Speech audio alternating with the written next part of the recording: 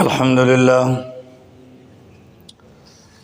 لله نحمده ونستعينه ونستغفره ونؤمن به ونتوكل عليه ونعوذ بالله من شرور أنفسنا ومن سيئات أعمالنا من يهده الله فلا مضل له ومن يضلله فلا هادي له ونشهد أن لا إله إلا الله وحده ونشهد أن سيدنا وسندنا ونبينا وحبيبنا وشفيعنا وطبيبنا وطبيب قلوبنا ونورنا ونور صدورنا ومولانا محمد أحمد عبده ورسوله أما بعد فأعوذ بالله من الشيطان الرجيم بسم الله الرحمن الرحيم وأما من خاف مقام ربه ونهى النفس عن الهوى فإن الجنة هي المأوى سبحان ربك رب العزة عما يصفون وسلام على المرسلين والحمد لله رب العالمين اللهم صل على سيدنا ومولانا محمد وعلى آل سيدنا ومولانا محمد وبارك وسلم اللهم صل على سيدنا ومولانا محمد وعلى آل سيدنا ومولانا محمد وبارك وسلم اللهم صل على سيدنا ومولانا محمد وعلى آل سيدنا ومولانا محمد وبارك وسلم عزیزان محترم، واجب الاحترام، معزز سامعین کرام، بزرگان دین، گزشتہ جمعہ آپ حضرات کے سامنے اس بات پر بات ہوئی تھی کہ گناہ ہوتا ہے اور نیکی ہوتی ہے۔ گناہ کسی بھی درجے کا ہو اس کا نقصان ہوتا ہے، اور نیکی کسی بھی درجے کی ہو انسان کو اس کا فائدہ ہوتا ہے۔ گناہ کرنے والا گناہ کرنے کے بعد بھول سکتا ہے، اور اللہ کی ذات نہیں بھول سکتی۔ زمین کے جس ٹکڑے پر انسان نے گناہ کیا، یومئذ تحدث اخبارہا، سرکار نے فرمایا کہ قیامت کا دن ایسا ہوگا کہ زمین اپنی خبروں کو نکالے گی۔ تو خبر نکالنے سے مراد یہی ہے کہ زمین بتلائے گی کہ میرے اوپر یہ کیا گیا تھا۔ گناہ کرنے والا گناہ کر کے بھول جاتا ہے، اور اللہ کے جو فرشتے ہیں کرامن کاتبین، یہ اس گناہ کو نہیں بھولتے ہیں۔ نہ ان کو اونگ آتی ہے، نہ ان کو نیند آتی ہے، نہ ان کو تھکاوٹ ہوتی ہے۔ لہذا یہ جو گناہ بندہ کرتا ہے اس پر بہت بڑے گواہ ہوتے ہیں۔ اسی طریقے سے قیامت والے دن ایک بندے کو اللہ تعالیٰ بلوائیں گے۔ حدیث پاک کے اندر آتا ہے وہ بندہ بہت بڑا گناہ گار ہوگا، لیکن جب اللہ تعالیٰ اس کو بلوائیں گے تو اللہ تعالیٰ اسے فرمائیں گے ہاں بھائی حساب کتاب۔ تو وہ بندہ دائیں دیکھے گا، اس کو کوئی بندہ نظر نہیں آئے گا، بائیں دیکھے گا، اس کو بندہ کو نظر نہیں آئے گا۔ تو وہ اللہ میاں سے کہے گا خدایا آج کے دن مجھے میرے گناہوں پر گواہ چاہیے، اگر تو گواہ ہے تو میں مجرم ہوں، اور اگر گواہ نہیں ہے تو میرا جرم کوئی بھی نہیں۔ اور پھر ساتھ میں وہ یہ بھی کہے گا کہ گواہ باہر کا نہیں چلے گا، گواہ باہر کا فرشتے نہ ہوں، زمین نہ ہو، انسان نہ ہو، گواہ باہر کا نہیں، گواہ اندر کا چاہیے۔ تو حدیث پاک میں آتا ہے کہ سرکار نے فرمایا اللہ تعالیٰ اس بندے کی زبان پر تالا لگا دیں گے، اور اس بندے کا جسم بولنا شروع کرے گا، ران بولے گی، ہاتھ بولیں گے، جسم کے دیگر اعضاء بولیں گے کہ ہم گواہی دیتے ہیں اس نے ہمارے ذریعے سے یہ گناہ کیا تھا۔ بندہ نادم ہوگا، پریشان ہوگا، اور جب زبان اس کی کھل جائے گی تو اپنے اعضاء کو لان تان کرے گا، ظالموں تمہیں بچانے کے لیے ہی تو میں نے یہ ساری چال چلی تھی کہ جب تک میری ذات میں سے کوئی گواہ نہ ہوگا تو میں اپنا گناہ قبول نہیں کروں گا، اور تم لوگ خود ہی اپنے آپ کو پھسوانے پر تل گئے۔ تو گناہ بہرحال گناہ ہے، اور نیکی وہ بھی نیکی ہے کہ نیکی بھی اپنا اثر رکھتی ہے۔ کوئی بندہ بھی چاہے وہ 7 سمندر کی تہ میں جائے اور وہاں پر جا کر بھی اگر وہ کوئی نیک کام کرے گا تو ساری دنیا میں کسی کو پتہ لگے یا نہ لگے، اللہ کی ذات کے علم میں وہ نیکی ہوتی ہے، اور اللہ تعالیٰ اس نیکی کا بدلہ ضرور دیتے ہیں۔ کتابوں میں آتا ہے کہ ایک مسلمان کے انتقال کا وقت ہوا اور ایک کافر کے بھی انتقال کا وقت ہوا، اور دونوں کی مرتے وقت ایک ایک تمنا تھی۔ مسلمان کی تمنا یہ تھی کہ جو مجھے زیتون کا تیل مل جائے یا شہد مل جائے پینے کو، اور کافر کی تمنا یہ تھی کہ مجھے مچھلی مل جائے کھانے کو۔ اللہ کی شان، مسلمان کے گھر کی الماری کے اندر کہ تیل یا شہد موجود تھا اور مچھلی بہت دور تھی۔ اللہ نے فرشتے کو بھجوایا کہ مسلمان کے تیل کو، شہد کو جا کر ضائع کر دو، اور کافر کے متعلق حکم دیا کہ مچھلی پکڑ کر لاؤ اور اس کے گھر کے تالاب کے اندر اس کے بالکل قریب پہنچا دو۔ اللہ کی شان، مسلمان اپنی تمنا دل میں لیے ہوئے اللہ میاں کے پاس چلا گیا، اس کو شہد یا زیتون نہیں ملا، اور کافر اس کی تمنا کو اللہ نے ایسا پورا کیا کہ مچھلی کو اللہ نے سمندر سے فرشتے کے ذریعے سے منگوا کر اس کے تالاب میں اور بالکل اس کے قریب لا کر پہنچا دیا۔ کافر نے مچھلی کھا لی اور مر گیا۔ فرشتہ بڑا حیران ہو کہ خدایا، ایک تیرا نام لیوا اور ایک تیرا دشمن، پر تمنا تو نے پوری اس کی جو تیرا دشمن ہے۔ اللہ تعالیٰ نے فرمایا کہ یہ جو مسلمان تھا اس سے ایک غلطی ہوئی تھی، باقی اس کا نام اعمال بالکل کلیئر تھا، اور وہ غلطی یہ بھول چکا تھا، معافی بھی نہیں مانگی تھی۔ ہم یہ چاہتے تھے کہ یہ ہمارے پاس آئے، اس کے نام اعمال میں گناہ کوئی نہ ہو۔ اب گناہ کی معافی کا طریقہ تو یہی ہے کہ آدمی معافی مانگ لے۔ معافی یہ مانگ نہ سکا، آخری وقت آ گیا، اس آخری وقت میں اس کے دل میں تمنا پیدا ہوئی، ہم نے تمنا کو توڑ دیا۔ اس توڑنے پر اس ایمان والے کو تکلیف ہوئی، اس تکلیف پر اس نے صبر کیا، اس صبر کی وجہ سے ہم نے اس کے اس گناہ کو معاف کر دیا اور بالکل صاف ستھرا کر کے اپنی بارگاہ میں بلا لیا۔ رہا معاملہ کافر کا، اس کافر کا دنیا میں ہم پر ایک احسان تھا، ایک نیکی کی تھی اس نے۔ اب اس نیکی جو اس نے کی تھی، باقی اس کی تمام نیکیوں کا بدلہ ہو گیا۔ ایک نیکی تھی، اس کا بدلہ نہیں ہوا تھا، اور یہ اس کے آخری وقت اس کا آ پہنچا۔ ہم نہیں چاہتے تھے کہ کافر ہمارے پاس اس حال میں آئے، اس کا ہم پر کوئی احسان ہو یا کوئی نیکی کا معاملہ ہو۔ ہم یہ چاہتے تھے کہ دنیا میں اس کو اس کے کیے کا پورا بدلہ مل جائے، اور آخرت کے اندر جو اس کا ٹھکانہ ہے وہاں پر یہ پہنچ جائے۔ تو نیکی بہرحال نیکی ہے اور گناہ گناہ ہے۔ اب سوال یہ پیدا ہوتا ہے، ظاہر سی بات، ہم بھی سارے کے سارے مسلمان ہیں، اور ہم میں سے ہر بندے کی دل کی تمنا ہے کہ یار میری زندگی گناہوں سے پاک ہو جائے۔ کون سا ایسا بندہ ہے جو یہ چاہے گا کہ میں لعنتی زندگی گزاروں، پریشانیوں والی زندگی گزاروں؟ ہر بندے کی دل کی تمنا، دماغ میں سوچ فکر یہی ہے کہ یار میں گناہوں سے بچ جاؤں اور میری زندگی سے چھانٹ چھانٹ کر گناہ نکل جائے۔ تمنا ہے کہ نہیں؟ ہر بندے کی تمنا ہے۔ لیکن سوال یہ ہے کہ ہم سے گناہ چھوٹیں گے کب؟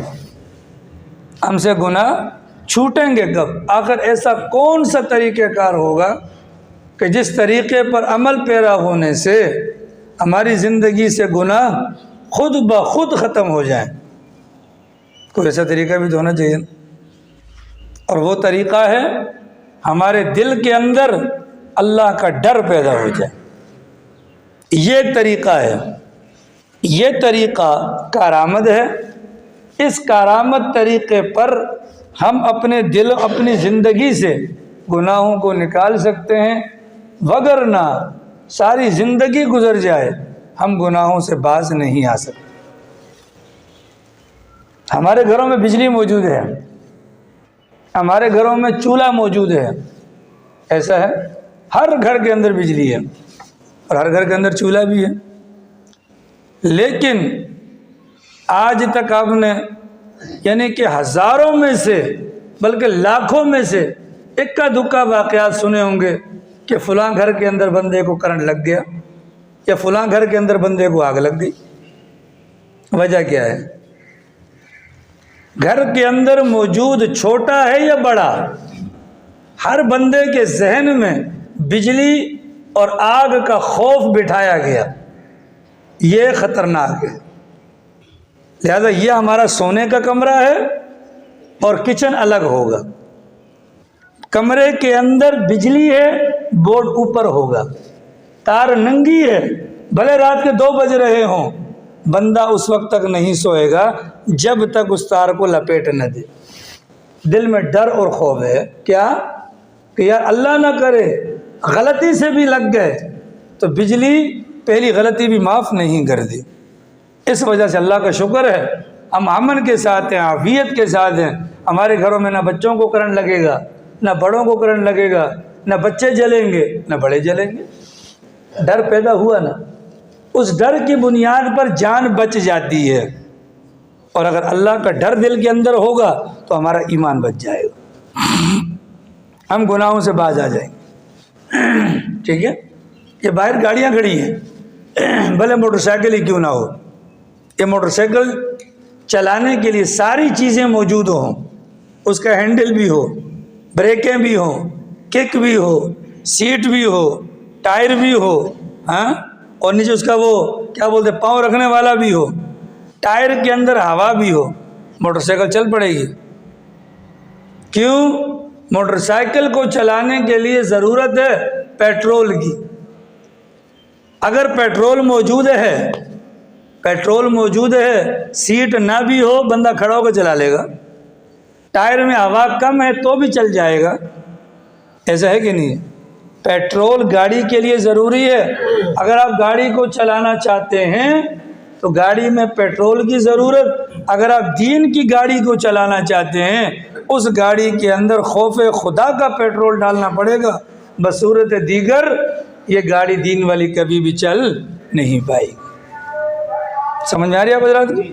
بالکل سارے ساتھی توجہ سے میری بات سنیں، جب تک دل میں خوف نہیں ہوگا گناہ زندگی سے نہیں نکلے گا۔ ایک مثال ہے کہ میں آپ کا امام، میں آپ کے سامنے نیک بن سکتا ہوں لیکن ہر وقت تو آپ میرے ساتھ نہیں ہوں گے۔ میں تنہائی کے اندر کس حالت میں ہوں، تنہائی کے اندر میں گناہوں سے بچ جاؤں، اس کے لیے لازم ہے کہ میرے دل کے اندر اللہ کا ڈر ہو اور میں یہ سوچوں کوئی دیکھے یا نہ دیکھے میرا اللہ مجھے دیکھ رہا ہے تو میں گناہوں سے بچ سکتا ہوں، بصورت دیگر میں قطعاً گناہوں سے نہیں بچ سکتا۔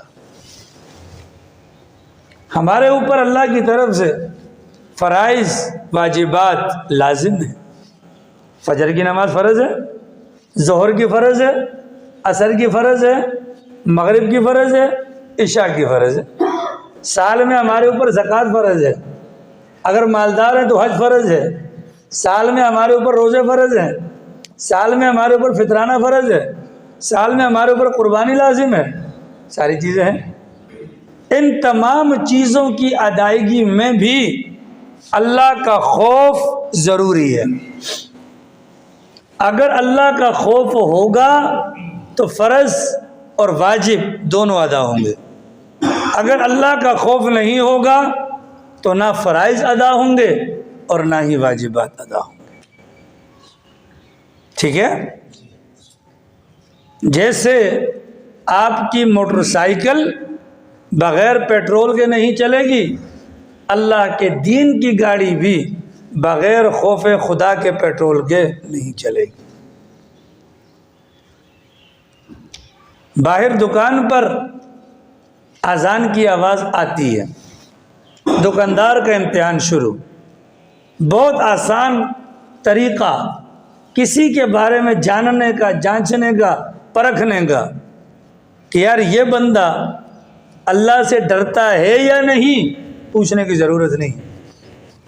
اب نماز کے وقت کا انتظار کر لیں، اذان ہوئی، اب اذان ان دونوں کانوں کے اندر پڑ گئی، ہاتھ پر گھڑی ہے، جیب میں موبائل ہے، بتانے والے نے بتلا دیا، مسجد کا دروازہ کھل گیا۔ اب امتحان شروع تمام مسلمانوں کا۔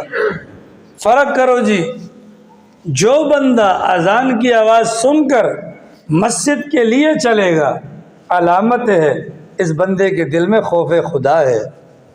جو بندہ اذان سن کر نماز کے لیے نہ جائے، کام کو نہ چھوڑے، اپنے کام میں لگا رہے، جماعت کو جانے دے، پتہ چل جائے گا اس بندے کے دل کے اندر سب کچھ ہے پر خوف خدا نہیں۔ اور جب تک خوف خدا نہیں ہوگا تب تک دین کی گاڑی چل نہیں پائے گی۔ جس کے دل کے اندر خوف خدا ہوگا تو وہ نماز بھی پڑھے گا، زکوٰۃ بھی پائی پائی کی نکالے گا، مال آئے گا سب سے پہلے حج کرے گا، رمضان آنے سے پہلے تیاری کرے گا۔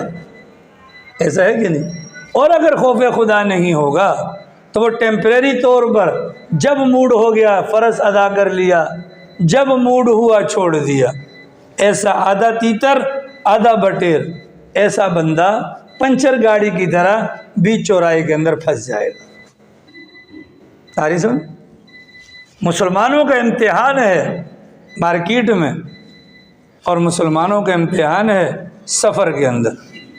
4 طریقے سے ہم سفر کرتے ہیں موجودہ زمانے میں: ہوائی جہاز کے ذریعے سے، ٹرین کے ذریعے سے، پبلک ٹرانسپورٹ کے ذریعے سے، اپنی ذاتی گاڑی کے ذریعے سے۔ ٹھیک ہے؟ سفر ہوائی جہاز کا ہو، سفر ٹرین کا ہو، پبلک ٹرانسپورٹ کا ہو یا ذاتی گاڑی کا ہو، ان چاروں صورتوں کے اندر سوار ہونے والے مسلمان کا امتحان خوف خدا ہے یا نہیں، پتہ چلے گا کہ یہ سفر کے دوران نماز پڑھتا ہے یا نہیں۔ جہاز کے اندر آرام دہ سفر ہے، ٹھیک ہے؟ ٹرین کے اندر پر مشقت سفر ہے، پبلک ٹرانسپورٹ کے اندر باقاعدہ سہولت دی جاتی ہے، اپنی گاڑی کے اندر آدمی خود مختار ہوتا ہے۔ اب یہاں پر پتہ چلتا ہے کہ چند بندے گاڑی میں سے اٹھ کر نماز پڑھتے ہیں اور باقی اپنی سیٹوں پر بیٹھے رہتے ہیں۔ علامت اس بات کی ہے اٹھنے والوں کے دل میں خوف خدا اور بیٹھے رہنے والوں کا دل خوف خدا سے خالی ہوتا ہے۔ یہ جو اٹھ گئے یہ صرف گاڑی میں نہیں اٹھے نماز کے لیے، یہ گھر کے اندر بھی نماز کا اہتمام کرنے والے تھے اللہ کے ڈر کی وجہ سے، تو گاڑی نے بھی ان کی نماز کو جانے نہیں دیا۔ اور جو نہیں اٹھے یہ مقام پر بھی اللہ سے نہیں ڈرتے تھے تو یہ گاڑی کے اندر بھی اللہ سے نہیں ڈرتے۔ امتحان ایک آسان سا فارمولہ، جیسا کہ حدیث پاک کے اندر آتا ہے، اگر کسی بندے کے بارے میں جاننا چاہو کہ یہ جنتی ہے یا دوزخی، اس کو مسجد میں آتے ہوئے دیکھ لو۔ اگر وہ سب سے پہلے مسجد میں آتا ہے اور سب سے آخر میں مسجد سے جاتا ہے تو سمجھ لو کہ وہ جنتی ہے، اور ایک بندہ جو سب سے آخر میں مسجد میں آتا ہے اور سب سے پہلے مسجد سے جاتا ہے تو سمجھ لو وہ جہنمی ہے۔ اسی طریقے سے اگر کسی کے بارے میں پرکھنا ہو کہ بھیا اس کے دل میں خوف خدا ہے یا نہیں، مارکیٹ میں بھی دیکھ لو، سفر کے دوران بھی دیکھ لو، لگ پتہ جائے گا۔ ایسا ہی ہے بعض ہمارے مسلمان، جیسے ہم سارے بیٹھے ہوئے ہیں نا، اب اگر ہم گاڑی میں ہوتے ہیں، ٹرین کے اندر مثال دے رہا ہوں آپ کو، تو نماز کا وقت ہو گیا، چند لوگ اٹھیں گے نماز کے لیے پورے ڈبے میں سے، لیکن باقی والے نہیں اٹھیں گے۔ چلو نہ اٹھنا ایک الگ گناہ ہے، لیکن جو اٹھ گئے، یہ جو بیٹھے ہوئے ہیں یہ ان کا راستہ روکتے ہیں۔ کیسے؟ ارے یار بات عجیب بات کر رہے ہو بھائی، بیٹھ کے پڑھ لو کہ تم سفر کے اندر ہو۔ ارے بھائی وضو کی کیا ضرورت ہے، تیمم کر لو، تم سفر کے اندر ہو۔ ارے بھائی قبلے کی طرف منہ کرنے کی کیا ضرورت ہے، جدھر بھی رخ تمہارا مڑتا ہے موڑ لو، نماز پڑھ لو۔ یہ لوگ کون ہیں؟ نہ خود پڑھ رہے ہیں اور نہ ہی دوسروں کو پڑھنے دیتے ہیں۔ ایسا ہوتا ہے کہ نہیں؟ وہی جو بیٹھے ہوئے لوگ ہیں ان سے کوئی پوچھے کہ جناب والا یہ جو بندے نماز کے لیے اٹھ کے گئے ہیں، آپ نے ان کو یہ تو کہہ دیا کہ بیٹھے بیٹھے پڑھ لو، آپ نے ان کو یہ کیوں نہ کہا کہ لیٹرین میں بھی جانے کی ضرورت نہیں ہے، بیٹھے بیٹھے یہی ہگ لو؟ تم نے ان کو کہا کہ کھڑے ہو کے نہ پڑھو کہ سر چکرائے گا، تو آپ ان سے کہیں نا کہ باتھ روم میں بھی نہ جاؤ کہ سر چکرائے گا۔ وہاں نہ کہنا اور یہاں کہنا یہ اس بات کی علامت ہے کہ یہ وہ ظالم طبقہ ہے جو خود بھی نہیں کرتا اور دوسرے کو بھی چلنے نہیں دیتا۔ ملک ارشد صاحب، کسی زمانے میں جہاد ہو رہا تھا مسلمان اور ہندو دونوں کا آپس میں۔ اس زمانے کے اندر رات کو لڑائیاں نہیں ہوتی تھی، لڑائی ہوئی شام ہوئی بس دونوں کے دونوں لشکر اپنے اپنے خیموں میں چلے جاتے تھے۔ اللہ کی جان اس جہاد کے موقع پر کچھ مسلمان شہید ہو گئے اور کچھ ہندو مارے گئے۔ اب یہ بیان ہے، واقعہ جو بیان کر رہا ہوں یہ اس بندے کا جس کے ساتھ خود پیش آیا۔ وہ کہتا ہے میں مسلمانوں کی شہیدوں کے درمیان زخمی پڑا ہوا تھا، مجھے ہمارے اپنے والوں نے بھی مردہ سمجھ کے چھوڑ دیا اور کافروں نے بھی مردہ سمجھ کے چھوڑ دیا، تیرے بندہ تو ایکسپائر ہے، لاشیں کل اٹھا لیں گے۔ اب یہ بندہ کہتا ہے کہ میں نے دیکھا کہ فریق مخالف ہندو بھی چلے گئے اور مسلمان بھی چلے گئے۔ اب سوچ رہا ہے کہ میں نے دائیں دیکھا تو لاش، بائیں دیکھا تو لاش۔ اب میں نے اپنے دل کے اندر یہ خیال اڑایا کہ رات اکیلے کیسے گزارا کروں گا، رات کیسے گزرے گی؟ تو کہہ رہا ہے وہ زخمی کہ میں اسی ٹینشن میں تھا کہ مجھے ایک ہندو نظر آ گیا، ایک ہندو نظر آیا۔ تو ہندوؤں کو اس زمانے میں لالا جی کہتے تھے، لالا جی، اور یہ ڈرپوک بھی بہت تھے اور لالچی بھی بہت تھے۔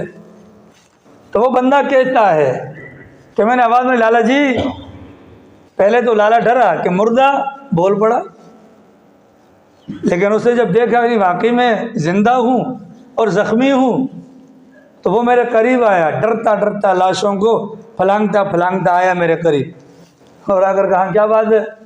کہا کہ وہ بات یہ ہے کہ میں تو بھی ویسے بھی مرنے والا ہوں، میری کمر کے ساتھ ایک تھیلی بندھی ہوئی ہے، اس کے اندر اشرفیاں ہیں، تو میرے تو کسی کام ویسے بھی نہیں آنی، تم مہربانی کر لو یہ تھیلی کھول لو۔ اب اس کے دل میں لالچ پیدا ہو گئی اور وہ اس کے قریب جیسے ہی آیا، مسلمان کہتے ہیں میں نے تلوار نکالی اور اس کے دونوں ٹانگیں کاٹ ڈالی، وہ دھڑم کر کے نیچے گر گیا۔ ٹھیک ہے، دھڑم کر کے نیچے گرا چیخ مار کے۔ تو وہ ہندو کہتا ہے کہ ظالم تو نے یہ کیا کیا؟ اس نے کہا بات یہ ہے کہ میں یہاں پر رات کو اکیلا تھا، میں رات کو یہاں پر اکیلا تھا، مجھے پتہ تھا کہ لاشیں اٹھانے والے کل آئیں گے، اب رات اکیلے کیسے گزارتا؟ تو میں نے کہا چلو جی سنگ ہو جائے، اس وجہ سے میں نے تمہارے ساتھ یہ معاملہ کیا۔ اس ہندو نے کہا اوت تے اوت، نہ خود چلے نہ دوسروں کو چلنے دے، کہ ظالم خود تو چل نہیں سکتا اور ہمارے لیے بھی تو نے کھڈا کھود دیا۔ یہی حال ہمارے ان مسلمانوں کا ہے کہ جو اس موقع پر خوف خدا نہ ہونے کی وجہ سے خود تو عمل نہیں کریں گے پر کرنے والوں کو بھی لان تان کریں گے۔ ایک بندے نے داڑھی رکھ لی، سائیکل پہ بیٹھا ہوا تھا، کہیں دائیں بائیں دیکھ رہا تھا، سائیکل چلتے چلتے چلتے جا کر آگے کسی کو ٹکرا گئی، اگلے نے لان تان کرنی ہے تو کیا کہا، اتنی بڑی داڑھی رکھی ہوئی ہے تمہیں نظر نہیں آتا؟ اس نے کہا بھیا میں نے داڑھی رکھی ہے، کوئی بریکیں تو نہیں رکھی ہوئی، میں نے داڑھی رکھی ہے، کوئی بریکیں تو نہیں رکھی ہوئی۔ اگلے بندے کا داڑھی کے اوپر تان کرنا، وہ خود ظالم چھلا ہوا آلو ہوگا، لیکن اگلے کے اوپر تان کرنے کا مقصد کہ چونکہ اس کے دل میں خوف خدا نہیں تو وہ کیسے برداشت کرے گا کہ یہ بندہ خوف خدا کی بنیاد پر کسی نیکی کے راستے پر چل پڑے۔ سفر جہاز کا ہو یا ٹرین کا یا بس کا ہو یا پبلک یا اپنی ذاتی گاڑی ہو، پتہ تب چلے گا جب انسان کے دل کے اندر خوف خدا ہوگا، تو وہ اپنے گھر پر جیسے نمازوں کا اہتمام کرنے والا ہوگا، اس سفر کے اندر بھی نمازوں کا اہتمام کرنے والا ہوگا۔ اور اگر خوف خدا نہیں ہوگا تو پھر انسان مسجد کے دروازے پر پہنچ کر واپس ہو جائے گا۔ خوف خدا نہیں ہوگا، اقامت ہو چکی ہوگی، موبائل بجے گا، بندہ مسجد سے چلا جائے گا۔ خوف خدا نہیں ہوگا، چند قدم کے فاصلے پر مسجد سے گھر ہوگا پر وہ نماز کے لیے نہیں آئے گا۔ خوف خدا ہوگا تو بھلے وہ کوسوں دور ہی کیوں نہ ہو، اذان کی آواز تو دور کی بات ہے، اس کو نماز کے وقت کا دھیان نصیب ہوگا اور وہ نماز کے لیے آ جائے گا۔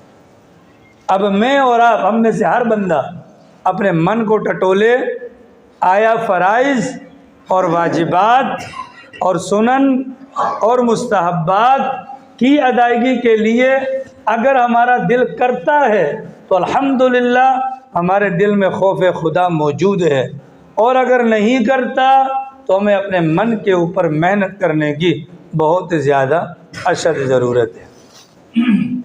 آ رہی سمجھ میں جناب؟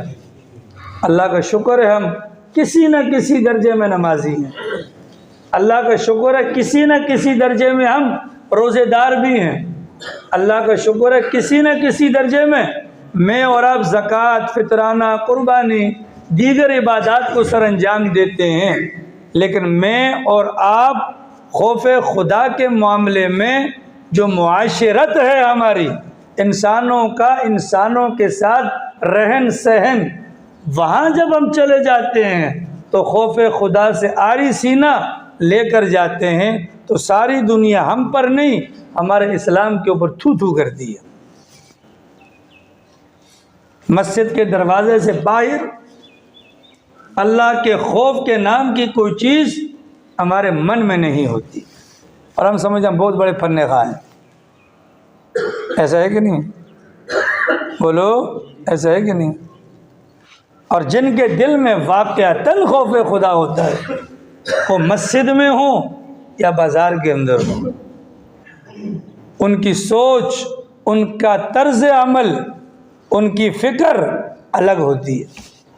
مولانا، اب ذرا بات آگے غور سے سنیے گا، اب چونکہ آپ حضرات کے متعلقہ باتیں سنیے گا، کوئی بھی نہ سوئے، کوئی تسبیحات نہ کرے، سارے میرا منہ دیکھو۔ مولانا اشرف علی صاحب تھانوی، سب کہہ دو رحمہ اللہ،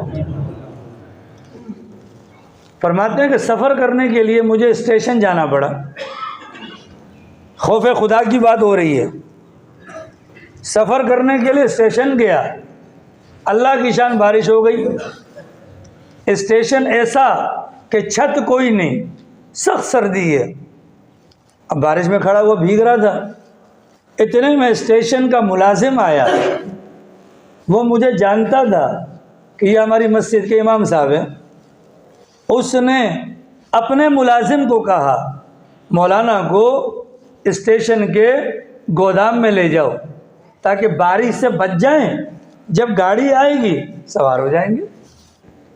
حضرت فرماتے ہیں کہ گودام میں مجھے لے جایا گیا، بارش سے الحمدللہ بچ گیا، لیکن مسئلہ یہ ہے کہ گودام میں اندھیرا، گودام میں اندھیرا، یہ خوف خدا جن کے دل میں ہوتا ہے وہ یہ باتیں سوچتے ہیں، سوچئے گا ضرور، گودام میں اندھیرا،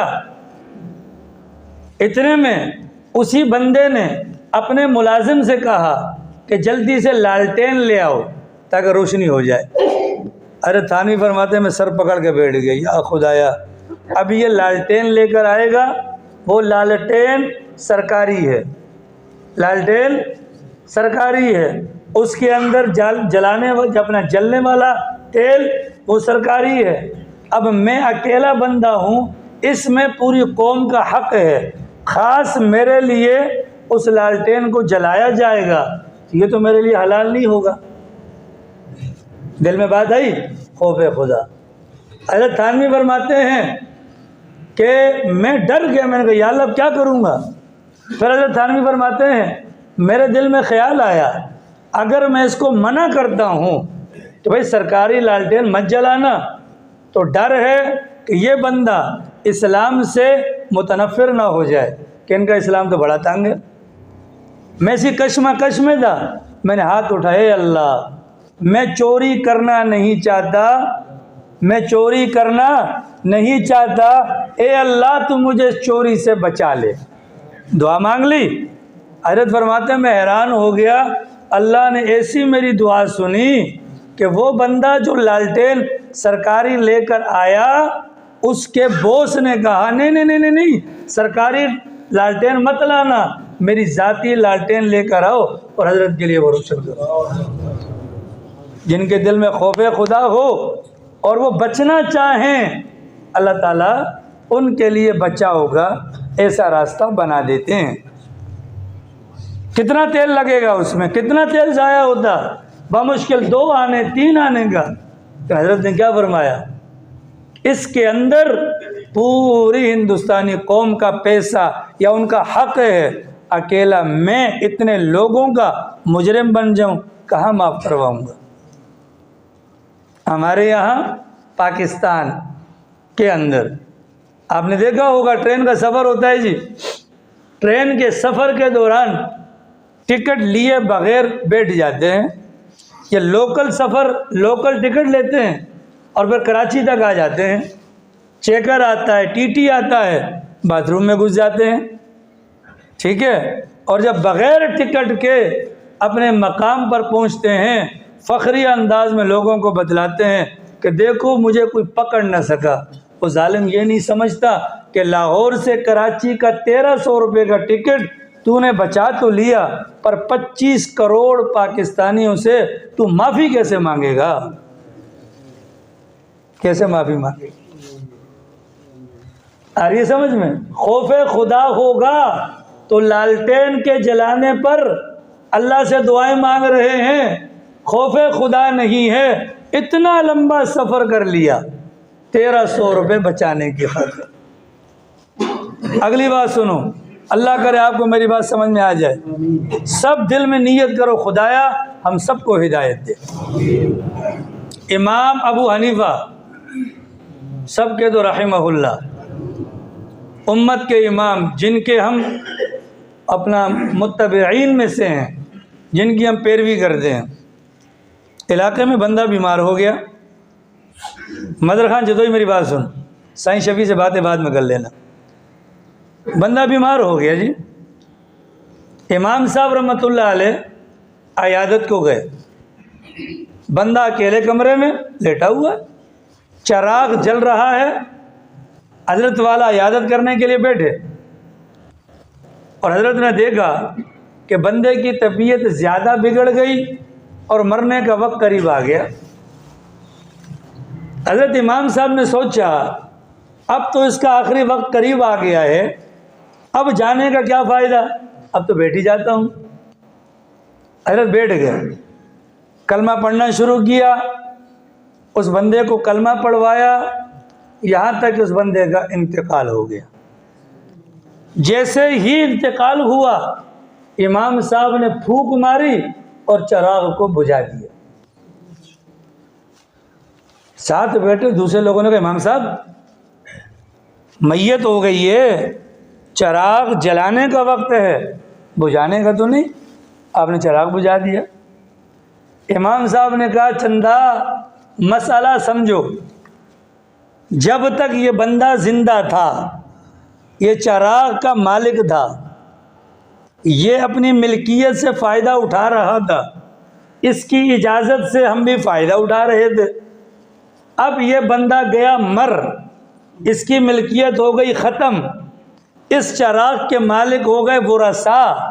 ان برسا میں کون کون ہیں ہمیں نہیں پتہ، بالغ ہیں نابالغ ہیں ہمیں نہیں پتہ۔ اب غیر کی ملکیت سے فائدہ اٹھانا کسی مسلمان کے لیے حلال نہیں ہے۔ اپنے گھر سے چراغ منگوایا، اپنے پیسوں سے تیل ڈلوایا اور ان کی تجہیز تکوین اور تمام تر معاملات کو کر کے امت کو پیغام دیا کہ جن کے دل کے اندر خوف خدا ہوتا ہے اس موقع پر اتنا سا گناہ بھی وہ گوارا نہیں کرتے۔ آ رہی سمجھ میں؟ اور ہمارے یہاں دادا کی میراث تقسیم نہیں ہوتی، اس کے بیٹے اس کے پوتے کھا رہے ہیں، کوئی پوچھنے والا نہیں۔ بہن کو، بیٹی کو، عورت ذات کو حصہ تو دیا نہیں جاتا۔ بعض گھرانوں میں یہ رواج ہے کہ بھائی کھڑے ہو جاتے ہیں بہنوں کے سامنے، بولو پیسہ چاہیے یا بھائی چاہیے؟ بہنیں کہتی نہیں ہمیں تو بھائی چاہیے، پیسے پر لعنت بھیجو۔ یہ ان کو دباؤ میں لا کر ان کا حق ہتھیایا جاتا ہے۔ بعض علاقوں میں یہ رواج کہ بھائی کھڑے ہو جاتے ہیں اور کہتے دیکھو ہم تو تمہیں کچھ نہیں کہتے، لیکن اگر تم اپنا حصہ چھوڑ دو، اور پھر بعد میں آ کر دھڑلے سے کہتے ہیں کہ بہنوں نے خود ہی اپنا حصہ ہمیں دے دیا۔ تو ہمارا سوال یہ ہے 10,000 سال گزر گئے، انسانیت دنیا میں آباد ہے، آج تک کوئی مائی کا لال ایسا بھائی کیوں نہیں کھڑا ہوا جو کھڑا ہو کر کہہ دے کہ میں اپنا حصہ اپنی بہن کو دیتا ہوں؟ ہمیشہ بہنیں قربانی دیں گی؟ بولو ڈر نہیں ہے، خوف خدا نہیں ہے، اتنے بڑے بڑے معاملات کے اندر ہم لوگ جکڑے ہوئے ہیں۔ آ رہی سمجھ میں؟ ایران توران کی نہیں ہانگرہ میں، یہ میں آپ کو وہ بات بتلا رہا ہوں جس کے لیے ہمیں ضرورت ہے۔ چیک کریں اپنے آپ کو، ہے خوف خدا یا خوف خدا سے عاری سینہ؟ اور خدا کی قسم اللہ نے فیصلہ کرنا ہے، خوف خدا پر کرنا ہے، نہیں ہوگا خوف خدا اللہ میاں منہ بھی نہیں لگائیں گے۔ میاں بیوی بیٹھے ہوئے تھے جی، باتیں کر رہے تھے، پرانے زمانے کی بات ہے۔ اب تو لوگ دوسروں کی بیویوں سے بات کرتے ہیں۔ حاجی بشیر صاحب آگے آ جائیں آپ، یہ ہمارے مہمان ہیں ماشاءاللہ پنجاب سے ہیں، بشیر جتوئی صاحب آ جائیں آگے۔ پرانے زمانے میں لوگ میاں بیوی باتیں کرتے تھے آپس میں، اب کیا ہے؟ اب تو دوسروں کی بیویوں سے باتیں کر کے لوگ خوش ہوتے ہیں۔ ایک بازاری مثل مشہور ہے کہ اولاد اپنی اور بیوی پرایوں کی اچھی لگتی ہے، یہ آج کل ہو رہا ہے۔ تو گزشتہ زمانے کی بات ہے، میاں بیوی باتیں کر رہے تھے، بیوی کسی بات پر بگڑ گئی اور بگڑتے کی ساتھ ہی اس نے شوہر کو کہا کہ تو جہنمی ہے۔ کس کو کہا؟ شوہر کو کہا۔ بولو کس کو کہا؟ شوہر کو کہا تو جہنمی ہے۔ شوہر بھی تب گیا اور شوہر نے کہا کہ اگر میں جہنمی ہوں تو تجھے 3 طلاق۔ اے شاباش! کیا کہا؟ اگر میں جہنمی ہوں تو تجھے 3 طلاق۔ اب جنتی یا جہنمی کا فیصلہ یہ تو مرنے کے بعد ہونا ہے۔ اب طلاق ہوئی یا نہ ہوئی؟ بغداد کا علاقہ، او علماء کرام کی ریل بیل سب سر جوڑ کے بیٹھ گئے، یا اللہ کیا کریں، عجیب مسئلہ ہے۔ سب نے کہا کہ بھیا ہم کسی کے بارے میں کیسے کنفرم کہہ دیں کہ یہ جنتی ہے یا دوزخی ہے؟ اللہ کروڑوں رحمتیں نازل کرے حضرت امام شافعی رحمۃ اللہ علیہ کی قبر پر وہ حیات تھے۔ سب علماء نے کہا جاؤ امام شافعی کے پاس۔ امام شافعی نے کہا کہ کیا کہا تھا اس نے؟ کہا کہ بیگم نے مجھے کہا کہ جہنمی، اور میں نے کہا اگر میں جہنمی ہوں تو تجھے 3 طلاق ہے۔ حضرت نے کہا کہ تنہائی میں آ جاؤ۔ کمرے خاص میں لے گئے اور لے جا کر کہا کہ بیٹھو اور سوچو۔ حضرت کیا سوچو؟ کہا سوچو، اتنی تمہاری زندگی گزری ہے، اس پوری زندگی میں کبھی کوئی ایک لمحہ ایسا آیا کہ جس میں تم نے اللہ کے خوف کی وجہ سے کوئی گناہ کرنا چھوڑ دیا ہو؟ سوچا کہا جی حضرت ایک دفعہ. کہا وہ کیسے؟ کہ ہمارے گھر کے اندر ایک ملازمہ تھی، ہماری نوکرانی تھی، ہمارے ماتحت تھی. ایک دن میں کمرے میں گیا، اس نے میرے بیڈ کی سیٹنگ کو نہ صرف تبدیل کیا بلکہ میری جگہ پر سو رہی تھی. کیا کر رہی تھی؟ مجھے یہ دیکھ کر تیش آ گیا کہ حد ادب گستاخ، تو میرے بستر پر سو گئی. میں نے اس کو اٹھا کر مارنا چاہا، اس نے کہا مجھے اللہ کے لیے معاف کر دے، مجھے اللہ کے لیے معاف کر دے. اس وقت باوجود ہے کہ مجھ میں طاقت تھی کہ میں اسے بدلہ لے سکتا تھا، پر میں نے اللہ کے خوف کی وجہ سے اپنا ہاتھ روک لیا اور اس کو جانے دے دیا. امام شافعی نے فتویٰ دیا اگر تم اس بارے میں سچے ہو تو شافعی کا فتویٰ ہے کہ جاؤ، تمہاری بیوی کو طلاق نہیں ہوئی، تم جنتی ہو. تم کیا ہو؟ اب جب بات گئی تو علماء نے کہا حضرت والا دلیل، فرمایا اللہ قرآن میں کہتا ہے وَأَمَّا مَنْ خَافَ مَقَامَ رَبِّهِ وَنَهَى النَّفْسَ عَنِ الْهَوَىٰ، کہ جو بندہ ڈر گیا اللہ کے سامنے کھڑا ہونے سے، حساب کتاب دینے سے اور اپنے نفس کو خواہشات سے روکنے سے، فَإِنَّ الْجَنَّةَ هِيَ الْمَأْوَىٰ، ایسے بندے کا ٹھکانہ جنت ہوگا. اور حدیث پاک کے اندر آتا ہے قیامت والے دن ایک ایسا لمحہ بھی آئے گا، ایک بندے کے پاس کوئی بھی نیکی نہیں ہوگی، یہاں تک کہ اس کی پلکوں کا بال، یہ پلک ہے نا، پلک کا بال اللہ میاں کے سامنے کھڑا ہوگا. خدایا میں اس کا گواہ ہوں کہ زندگی میں ایک مرتبہ کہ تیرے ڈر کی وجہ سے اتنا رویا تھا کہ مجھ تک اس کا پانی پہنچا تھا. اللہ تعالیٰ اس پلک جو اس کے حق میں گواہ بنے گی، اس کی گواہی کو قبول کر کے بندے کی بخشش کا فیصلہ فرما دے گا. یہ جو اللہ کا خوف ہے یہ بہت بڑی نعمت ہے. اللہ سے مانگنا چاہیے، اللہ سے مانگنا چاہیے. ایمان نام ہے خوف اور امید کے درمیانی درجے کا. حضرت عمر فرمایا کرتے تھے اللہ اعلان کر دے کل قیامت والے دن کہ سارے لوگ جہنم میں چلے جائیں سوائے ایک بندے کے. حضرت عمر فرماتے ہیں کہ مجھے اللہ کی ذات سے امید ہے کہ وہ جنت میں جانے والا میں ہوں گا.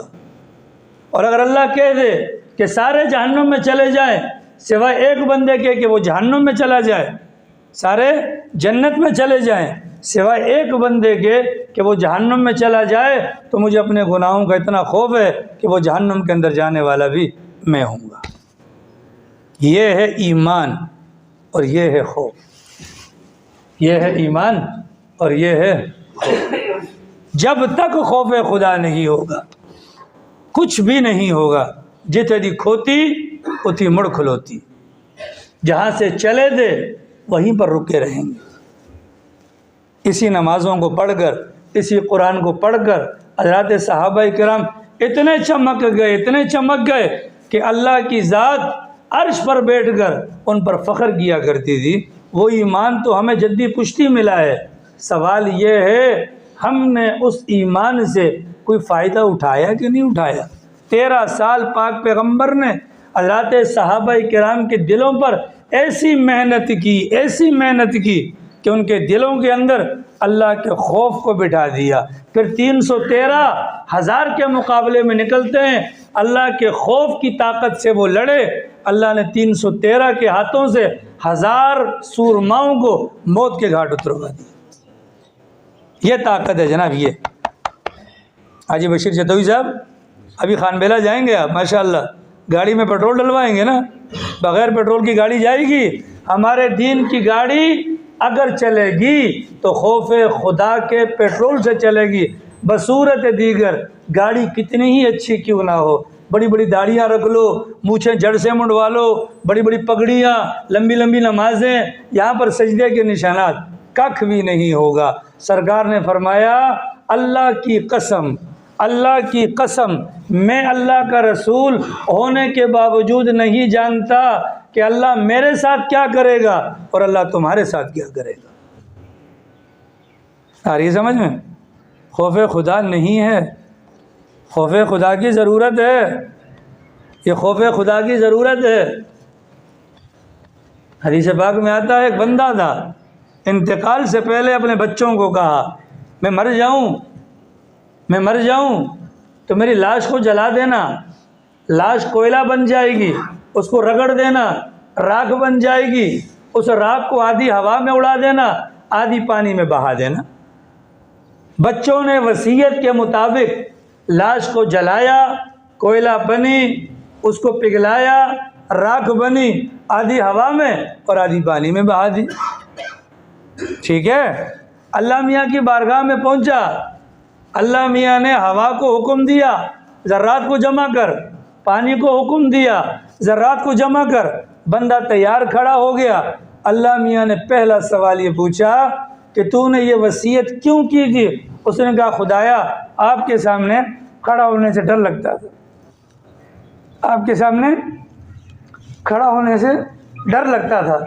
اس بنیاد پر، اس کی اس نیت کی بنیاد پر اللہ رب العالمین نے اس کی زندگی کے سارے گناہوں کو معاف کر دیا۔ کہ اللہ کا خوف اتنی بڑی دولت ہے، اتنی بڑی دولت ہے۔ دو بہت بڑی نعمتیں ہیں جس انسان کو مل جائیں اس کی دنیا اور آخرت دونوں بن جاتی ہیں، ایک اللہ کا ڈر اور ایک اللہ کا ڈر، اللہ کا ڈر اور ایک اللہ کا ڈر، یہ دو نعمتیں ہیں۔ اور جس بندے کی زندگی میں یہ نعمتیں نہیں ہیں وہ بندہ در در کی ٹھوکریں کھاتا ہے۔ اب سوال یہ ہے ہم اپنے دلوں کے اندر اللہ کا ڈر یا اللہ کا خوف کیسے پیدا کریں؟ یہ صفت کیسے آئے گی؟ یہ صفت کیسے آئے گی؟ اس کے لیے 3 کام کرنے پڑیں گے۔ ان میں سے پہلا کام، ایک کتاب آتی ہے مرنے کے بعد کیا ہوگا، مولانا عاشق الہی صاحب بلند شہری رحمۃ اللہ علیہ کی، اس کتاب کے اندر انسان کے لیے ایک وافر مقدار میں مواد موجود ہے کہ کون سے گناہ کی کون سی سزا اللہ میاں نے دینی ہے۔ ہم اس کا مطالعہ کریں، اس کو ازبر کریں، یاد کریں کہ مظہر خان یہ جو پیچھے باہر بیٹھے ہیں نا ان کو بولو ابھی تھوڑا نزدیک ہو جاؤ یار، کوئی کام کی بات سن لیں، ان کو بولو یہ جو باہر بیٹھے ہوئے ہیں اللہ ان کو ہدایت دے۔ ایک تو آتے لیٹ ہیں ظالم، چلو لیٹ آ گئے ہو، قریب آ کے اللہ رسول کی بات تو سن لو۔ دھوپ عجیب و ناشکر لوگ ہیں، ابھی اگر ہم جمعہ باہر پڑھائیں گے تو پھر کہیں گے جی دھوپ بہت گرمی بہت زیادہ ہے۔ کام کی بات سن لیا کرو خدا کے بندو۔ دل کے اندر خوف خدا کو پیدا کرنے کے لیے سب سے پہلے مرنے کے بعد کیا ہوگا اس کتاب کا مطالعہ کریں، سوچیں غیبت پر یہ ہوگا، چوری پر یہ ہوگا، زنا پر یہ ہوگا، نماز نہ پڑھنے پر یہ ہوگا، لعن طعن پہ یہ ہوگا، قبضہ کرنے پر یہ ہوگا، بدخواہی پر یہ ہوگا۔ ان تمام سزاؤں کو اپنے دماغ کے اندر بٹھائیں، دماغ میں بیٹھ گئیں۔ اب اس کے بعد روزانہ کی بنیاد پر صرف 10 منٹ کے لیے، صرف 10 منٹ کے لیے اپنے دل کی طرف متوجہ ہوں اور اپنے دل کو گواہ بنائیں کہ دیکھ اگر میں چوری کروں گا میرے ہاتھ کاٹے جائیں گے، اگر میں غیبت کروں گا مجھے یہ سزا کا سامنا ہوگا۔ 10 منٹ سے یہ کام شروع کیا جائے، انشاءاللہ 1400 سال سے ہمارے بڑوں کا تجربہ ہے، دماغ میں استحضار کی بنیاد پر خود بخود انشاءاللہ ایک ایک کر کے انسان گناہوں سے بچنا شروع کر دے، کیونکہ ہم کمزور ہیں۔ کیا ہیں ہم؟ کمزور۔ وہ اللہ والے تھے بار بار دل کر انڈا کھاؤ انڈا کھاؤ انڈا کھاؤ، اور وہ حضرت بار بار دل کو سمجھا رہے ہیں نہیں کھانا نہیں کھانا نہیں کھانا۔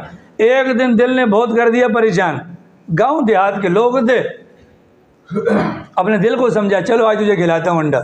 اپنے گاؤں سے نکل کر دوسرے گاؤں میں گئے، اللہ کی شان دوسرے گاؤں کے سردار کی مرغی چوری ہو گئی تھی اور اس کے بندے مرغی تلاش کرنے نکلے ہوئے تھے۔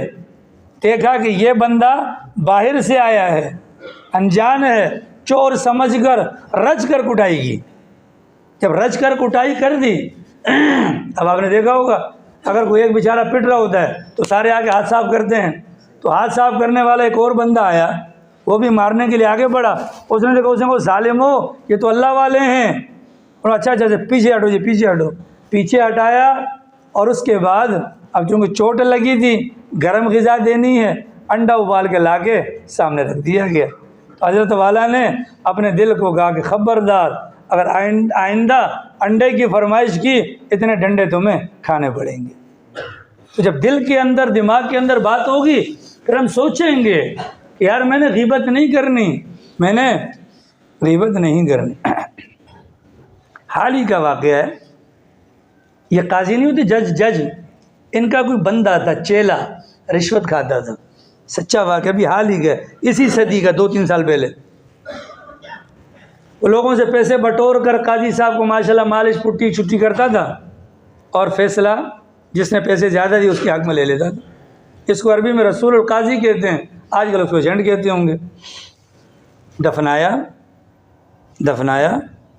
اگلے دن کسی وجہ سے قبر کے قبرستان میں اس کی تدفین میں شریک ہونے والوں میں سے کچھ چلا گیا، سوچو چلو دعا کر لوں، دعا کے لیے ہاتھ اٹھائے، اللہ کی قسم قبر کے اندر سے کتے کے بھونکنے کی آواز آ رہی تھی۔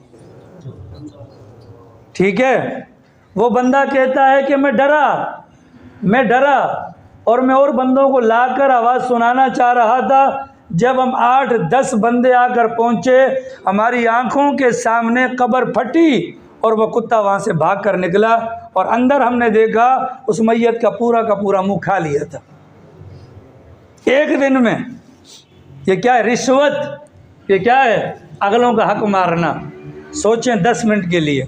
نمبر 2، دعا مانگے اللہ سے، اے اللہ تو ہمارے اور ہمارے گناہوں کے درمیان اپنا اتنا خوف ڈال دے کہ ہم گناہ کرنا بھی چاہیں تیرے خوف کی وجہ سے کر نہ پائیں۔ دعا مانگیں۔ حضرت تھانوی کا واقعہ میں نے سنا ہے، اے اللہ چوری نہیں کرنا چاہتا، اللہ نے کرم کیا کہ نہیں کیا؟